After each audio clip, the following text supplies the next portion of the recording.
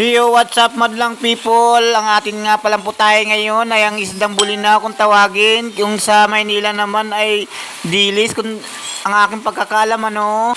So Oh, ang no! una kong ginawa ay nilinis ko. Mas maganda kasi kung malinis ang ating pagkatao. Parang ganun din yun sa isda. Kaya nilininis ko siya ng mabuti. Oh At ang my pagkalinis ko sa kanya, God! sinunod ko ng hiniwa-hiwang mga ricado. Naghiwa tayo ng sibuyas, bawang, at saka yung ating dahon ng sibuyas. At marami pang iba. Hindi ko nababanggitin. Masyadong matagal kasi.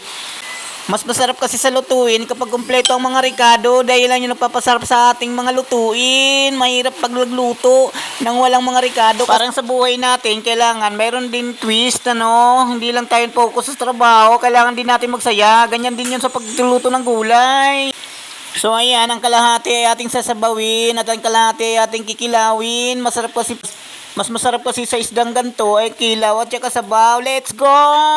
I-ready na natin ang mga ricado, sago, at mga kung ano-ano pang mga pampalami, kaayo, agoy, kasarasa.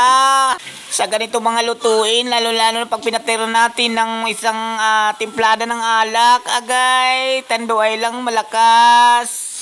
Sabayan ng buhos ng ulan, mainit na sabaw, may kinilaw.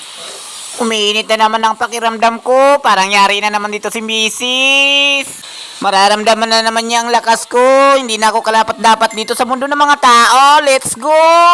So, ilalagay na natin ang sekreto ng mga gwapo kung paano magluto. Ayan, nilagay na natin ang bechin, latsa kunting asin. Ayan na, inumpisa na natin ang pagluto ng kinilaw. Dahil natapos na natin ang sinabaw, umpisa naman natin ang kinilaw. Ayan, piniga-pigaan ko na siya. Pwede naman natin siya munang kamay-kamayin dahil pag hinugasan naman natin to hugasan muna natin siya ng suka, no? Paulit-ulit natin hanggang sa mawala yung langsa niya. At pag naramdaman na natin na wala na yung langsa niya, pwede na natin lagyan siya ng mga ricado, ano? Ang final nating ilalagay dito ay kalamansi. Huwag natin gamitin ng suka para natural pa rin, forest in the heart. Hindi pa naluluto ang ating mga niluluto. Nararamdaman ko na ang gutom. Pati ang asawa ko kanina papabalik-balik. Kinaamoy niya ng aking niluto. May sasabihin ako sa inyong sikreto. Sa inyo ko lang sasabihin to ha. Huwag kayong masyadong maingay. Alam nyo ba, dito na in love sa akin ang asawa ko. Bukod sa kagwapuhan ko at sa kagandahan ng katawan ko, ang aking sikreto ay ang isang pagluluto. So ayan, wala na akong sasabihin pa. Wala na akong may kikwento. Nauubusan na ako. So, pwede ko bang ikwento ang sekreto ng lolo ko? Pero joke lang, ibalik tayo naman sa ating pagluluto. Ayan, nilagyan ko na ng bechin, tinimplada sa ating kinilaw. Pero ang sekreto sa ating mga kinilaw, kailangan lagyan natin ng paminta, pampawala ng langsa, at saka kalamansi ang ilagay natin, at yung mga ricado para mas masarap. Lagyan natin ng sili para mas pautog. Ano ba yan?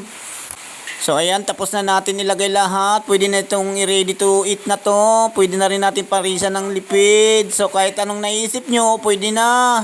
Sa mga nanonood sa akin, pwede na kayong dumayo. Mayroon na tayong pulutan, magdala lang kayo. Okay. Kahit ano, pwede na. Hindi naman ako mapili. Pero mas masarap kung bura-bura kung tawagin. Grande ba? Ibig sabihin, let's go! Hindi ko na alam kung paano ito tatapusin. Ngayon lang kasi ako nakapag-edit ng ganito kahaba. Hindi naman kakasya to sa Reels, ano? Pero sa YouTube, pwede na rin. Nauubos na ba ang pasensya nyo? Dahil sa haba ng video ko, pasensya na kayo. Pagtyagaan nyo na lang. Parang sa pagtsatsaga ko sa sarili ko. Ang gulo, no? Pati nga ako nagugulan na eh. Let's go! Parang masisiraan ako ng ulo. Hindi ko na alam sasabihin. So, di ba tama na to? Kumain na lang tayo. Sabayan nyo ko. Ayan, oh. May bakante pa.